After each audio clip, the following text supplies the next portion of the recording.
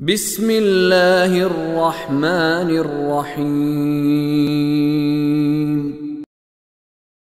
لينفق ذو سعة من سعته ومن قدر عليه رزقه فلينفق مما آتاه الله لا يكلف الله نفسا إلا ما آتاها سيجعل الله بعد عسر يسرا۔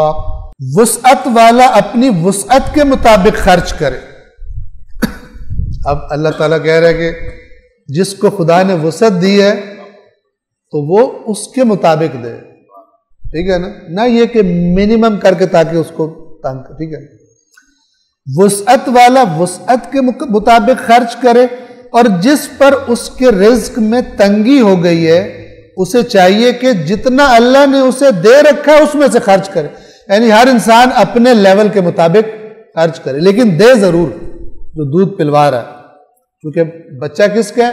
بچہ در حقیقت باپ کا، تو پھر باپ اس دودھ پلانے کی اجرت ادا کرے گا۔ اور پھر فرمایا کہ اللہ کسی کو جو اللہ نے اس کو دیا ہے اس سے زیادہ ذمہ داری نہیں لگاتا اسے۔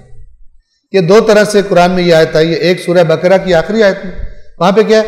لا یکلف اللہ نفسا الا وسعها، اللہ کسی نفس کو یعنی کسی انسان کو اس کی وسع، اس کی قوت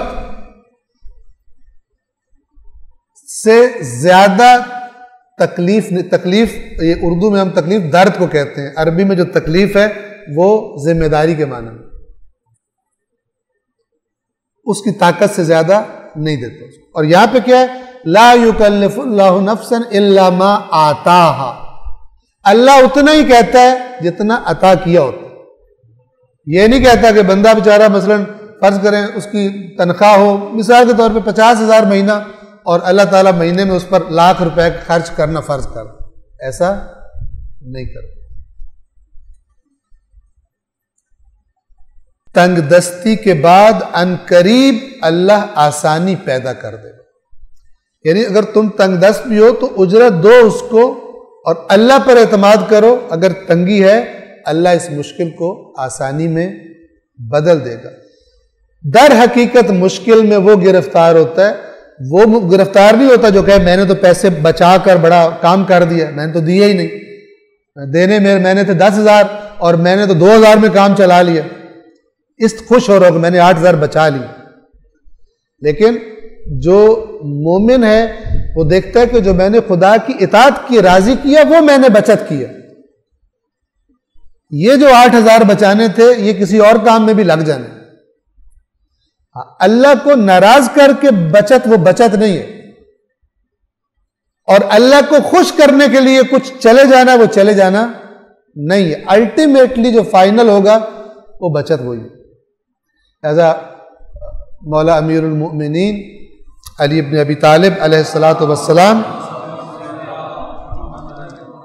فرماتے ہیں کہ وہ عزت نہیں ہے جس کے بعد اللہ کے ہاں دائمی رسوائی ہو، دنیا میں بڑا عزت دار بنا ہوا، لوگ آگے پیچھے، پروٹوکول، شان و شوکت، لیکن یہ کیا خدا کی نافرمانیوں سے ہوا، تو مولا فرماتے ہیں یہ عزت نہیں ہے کہ جس کے بعد دائمی ذلت اور رسوائی ہے اللہ کی بارگاہ۔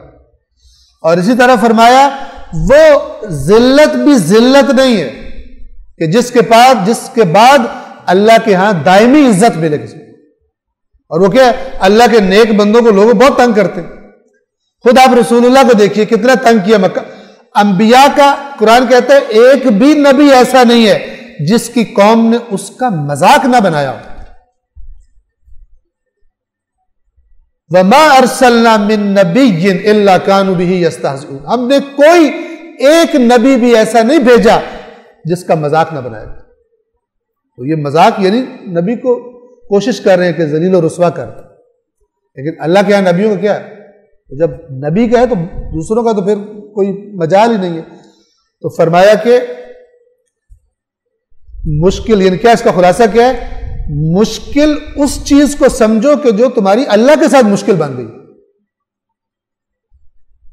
اللہ کے پاس آسانی پیدا کرنے کے لیے بڑی سے بڑی مشکل سے بھی کھیل جائے. اور ہم لوگوں کے لیے تو مثال بھی امام حسین ایسی بنا کے چلے گئے ہیں کہ جس سے بندہ ادھر ادھر ساری نہیں مار سکتا. خدا کی رضا کی خاطر سب کچھ کر دیں. اب ہمارا قرآن بھی ثواب لینے کے لیے رہ گیا نہ عمل کے لیے، اور امام حسین کے واقعات بھی وہ بھی رہ گئے ثواب لینے کے لیے، بخشش کروانے کے لیے، نہ کہ عمل کرنے کے لیے. یہ دھوکہ ہے، یہ دھوکہ ہے جو اس طرح کے بیان کر دیتے ہیں نا، اور جوڑتے نہیں ہیں لوگوں کو اس رستے سے کہ جس رستے پر امام حسین چلے تھے. وہ خود بھی اللہ کی بارگاہ میں پکڑے جائیں گے، اور جنہوں نے غیر سنجیدگی سے دین کو لیا اور صرف سنی سنائی پہ چلتے رہے وہ بھی کل پکڑے جائیں گے. دین کے بارے میں سنجیدہ ہو، دین کے بارے میں سنجیدہ ہو. فقط جو ایسی روٹین چلتی آ رہی ہے اس کے مطابق آگے چلتے جائیں، یہ نہ کریں. تنگ دستی کے بعد عنقریب اللہ آسانی پیدا کر دے. صدق اللہ العلی العظیم.